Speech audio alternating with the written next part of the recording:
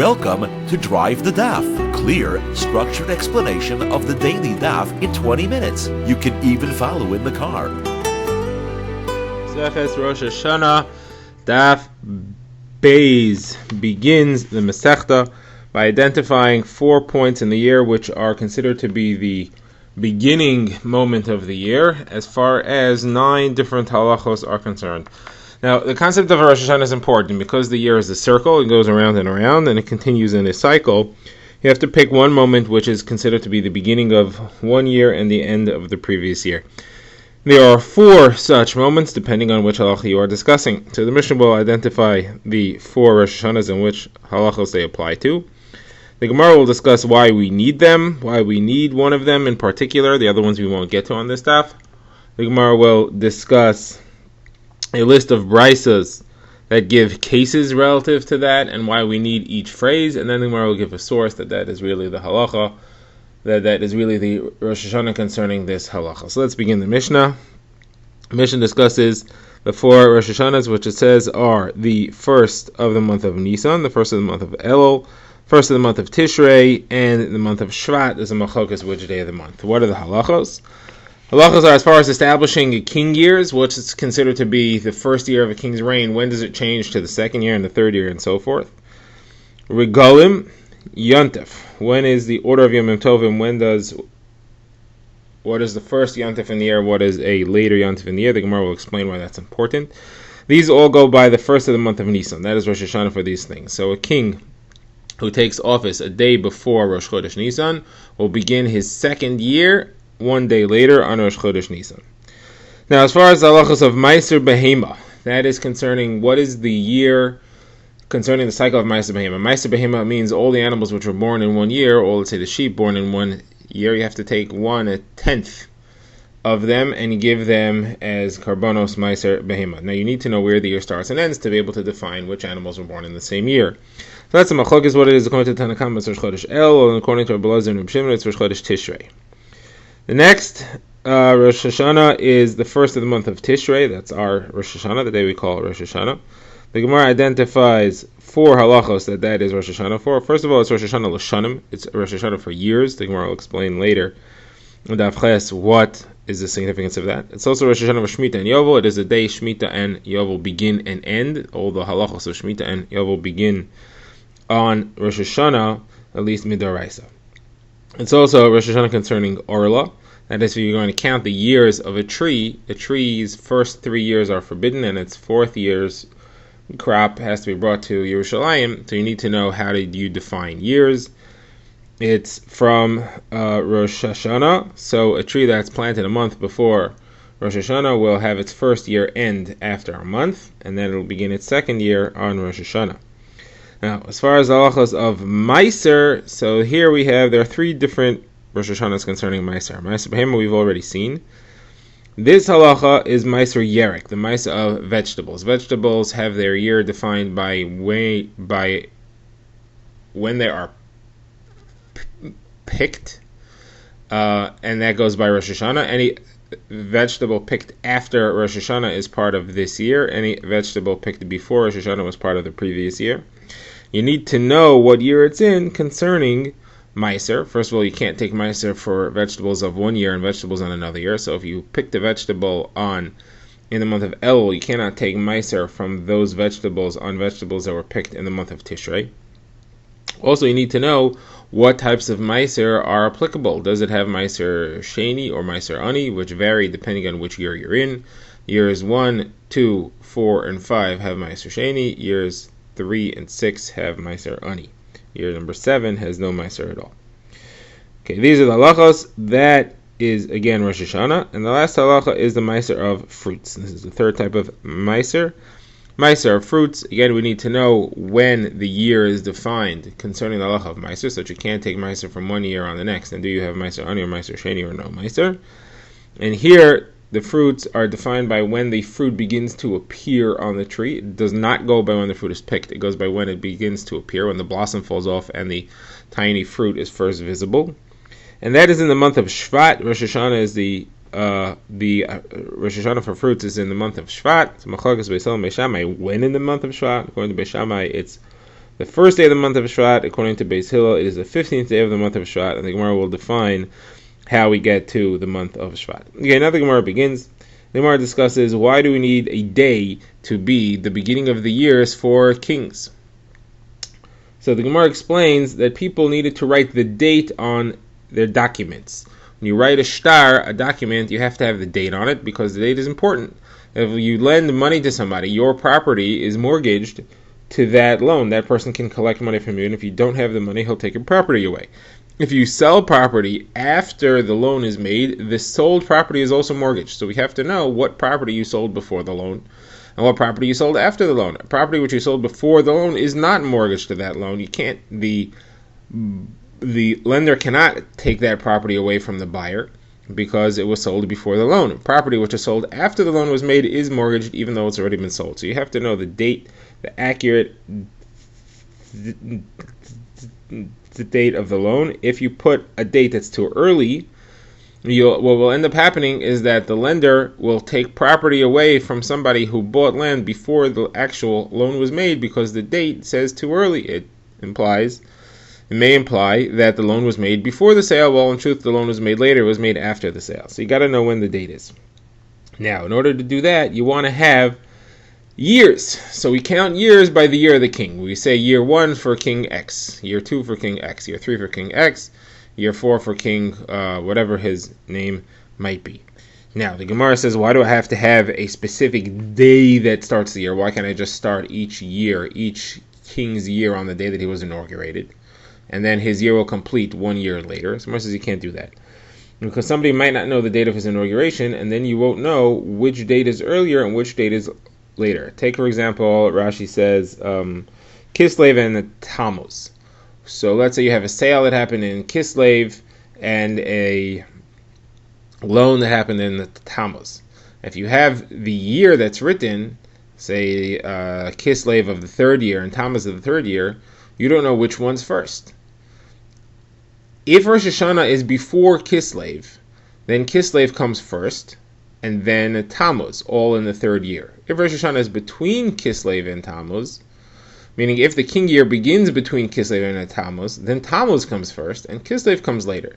So you'll have a document which will say Kislev in the 3rd year of King Plony. You won't know if that's before Tammuz or after Tammuz if you don't know when his inauguration was. In order to prevent that, we have a standard day that begins the king year, same for all kings, and that is Rosh Chodesh Nisan. That helps us avoid these issues. Okay, now the Gemara introduces a number of brises which state a bunch of statements about king years and when they begin and end, and the Gemara will show the chiddush of each phrase. So the first phrase that we see in the first brisa is that if somebody becomes king on the 29th of Adar, 1 day later, he begins his 2nd year as king. That 29th of Adar will be the 1st year of his reign, and then Nisan begins his 2nd year of his reign. The Gemara explains there's a chiddush there. The chiddush is, first of all, that Rosh Hashanah for kings is Nisan, and second of all, the chiddush is that you can consider 1 a day to be an entire year. Next, halacha the brisa says is that if somebody becomes king on the 1st of the month of Nisan, he does not begin his 2nd king year until 1 full year later on the 1st of the month of Nisan. The Gemara says, well, what's the chiddush of that? That I know, obviously. Why would I think otherwise? The Gemara says the chiddush is where he was appointed before Nisan, but he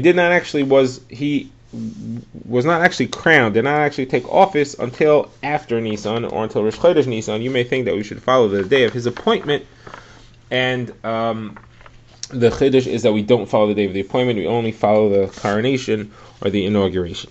Now the Gemara brings another brisa which has 3 halachos, but what happens when you have a king that died and another king that took office? So this brisa says halacha number 1 is where the first king died and the second king took office, both in the month of Adar.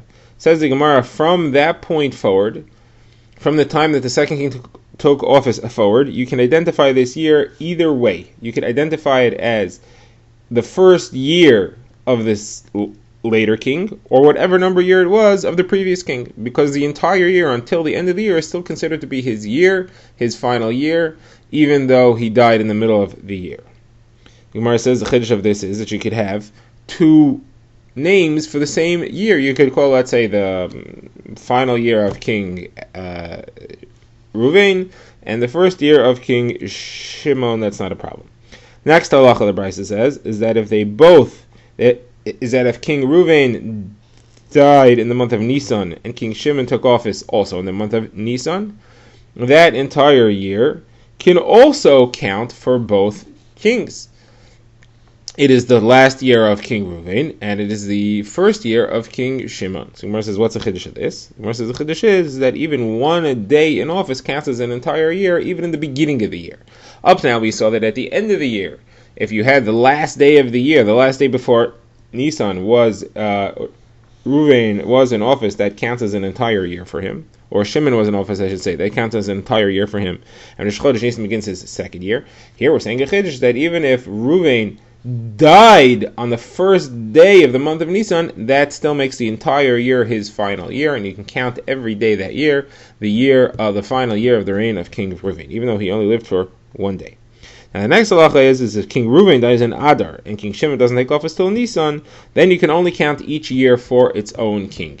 The earlier year can only be counted as a year for King Ruvain, and the later year can only be counted as the first year of the reign of King Shimon. And verses, now what's the chiddush of that? That's obvious. And verses, the chiddush is that even though King Shimon was appointed during the month of Adar, but it didn't take off until the month of Nisan. Now we already saw that chiddush, but here we're adding is that Shimon is the son of Ruvain. King Shimon is the son of King Ruvain, and therefore you may think that it's more obvious that he took office, and it should be considered like he took office already as soon as his father died. The chiddush is that it is not considered that way. He does not take office. You don't count it as a king year until afterwards. Now the Gemara wants to know what is the source of the halacha that the Rosh Hashanah for king years is Nisan. So the Gemara says it's from the Psukim describing the kingship of King Shlomo HaMelech. When he began working on the Beis HaMikdash, it says it was in the 4th year of his reign, which was 480 years from Yetzias Mitzrayim, from the leaving of Mitzrayim. Says the Gemara, you see that the counting of king years and the counting of Mitzrayim are the same. We link the two. We can number them both the same. They follow the same pattern. And just like Mitzrayim, the exodus from Mitzrayim is counted from the month of Nisan, so the king years are also counted from the month of Nisan. So Gemara says, well, who told you that Yetzias Mitzrayim is counted from the month of Nisan? Maybe it's counted from the month of Tishrei. Yeah, they left Mitzrayim in the month of Nisan, but maybe when Tishrei rolled around a couple of months later, they said, okay, now's the beginning of year 2 from Yetzias Mitzrayim. How do you know? So Gemara says, no, that can't be, because we have psukim that clearly show that the month of Av comes before the month of Shvat. The month of Av comes before the month of Shvat. That means that Rosh Hashanah must be before the month of Av. It couldn't be between Av and Shvat, because then Shvat would be before Av. How do you see that? So Gemara says, because we have a pasuk at the end of Chumash Bamidbar describing the passing of Aaron HaKohen. It says, Vayar Aaron HaKohen al Har HaHar. Aaron HaKohen went up to the mountain Har HaHar, Al Pi Hashem's worth, Vayom Hashem, and he died there, B'shnas ha'arbaim, in the 40th year. Let's say, B'nei Yisrael Meretz Mitzrayim, from the departure of the Jewish people from Mitzrayim, B'chodesh HaChamishi B'echad HaChodesh, and it was on the 5th month, which is the month of Av, on the first day of the month. Now, later, in the beginning of Chumash Devarim, it says, Vayhi b'arbaim shana b'shtei asar chodesh b'echad HaChodesh. It was in the 40th year, I guess it's the same year, it was the 11th month, which is the month of Shvat, on the first of the month. Dibur Moshe al Kol Yisrael. Moshe spoke to Yisrael. So you see that the passing of Aaron was in Av, and the beginning of the speech of Chumash Devarim was in Shvat, and it was both in the 40th year. How could that be?